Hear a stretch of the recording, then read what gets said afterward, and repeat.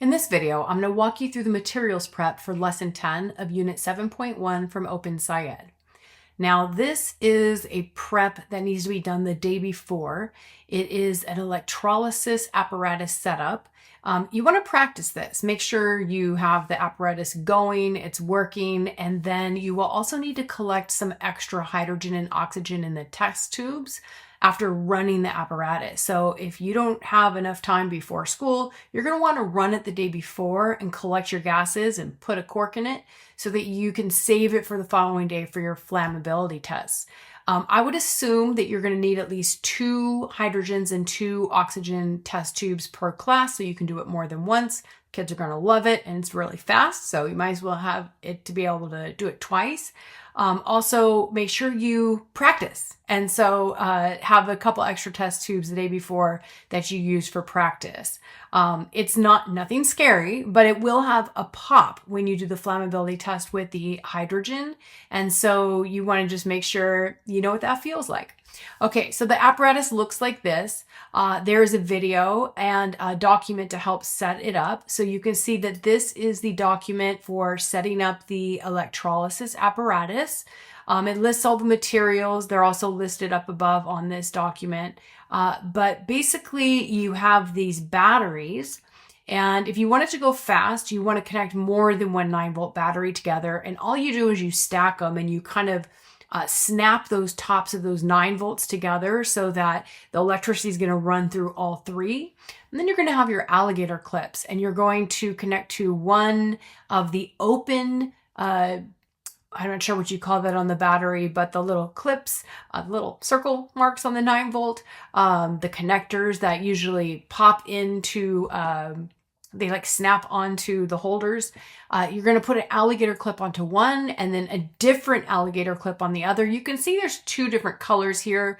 You don't need to use 2 colors, but that helps you make sure you're not going to like short circuit and connect the same color to both of them. You want them to go to different ends. So one of the alligator ends is going to, so this green one is going to go to this metal stainless steel electrode.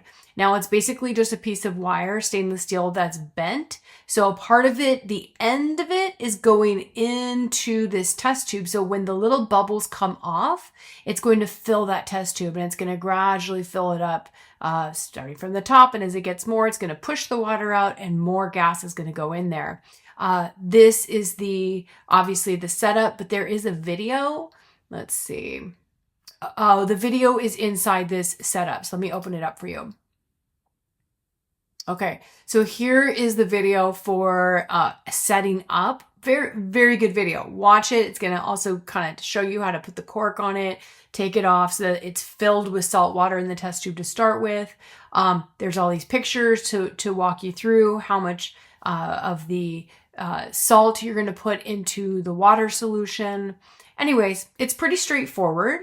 It's not that difficult. It's just a matter if your batteries are strong enough to get the bubbles to collect gas quick enough for you.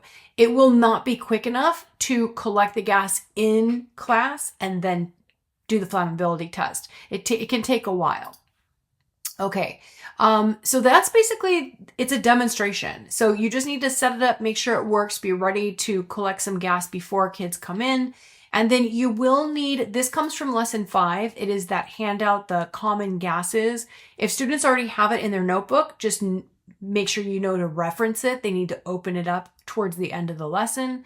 And there are 2 posters that you're going to reference. You're not going to make them, but let me scroll to the bottom here. So there's 2 posters that you're going to reference. The first one is going to be this. This comes from lesson 8, where students use the manipulatives and kind of try to figure out or explain their thinking of how particles can make new substances. And really what we're going to figure out at the end of this, we're going to look back here and we're going to realize that, oh, the particles did break apart. So if you represented the circles and you cut them in half or you cut them in thirds, that is what's happening because water broke into hydrogen and oxygen. So that energy split the molecule apart. So that is going to be confirmed on our poster from this investigation. And then this is used at the beginning of the lesson. It's just to remind students why we're doing this. We read Dalton's article, we brainstormed a few investigations, and one of them was, let's try and add electricity to water and see what happens. And so that should be on your chart, or at least just remind them that we read Dalton's article and we already did the adding heat. Now we're going to do the adding electricity. So that's about it. There's a lot of directions here, but it's really all about just setting up this system and making sure it works and practicing your flammability tests. All right, good luck with lesson 10.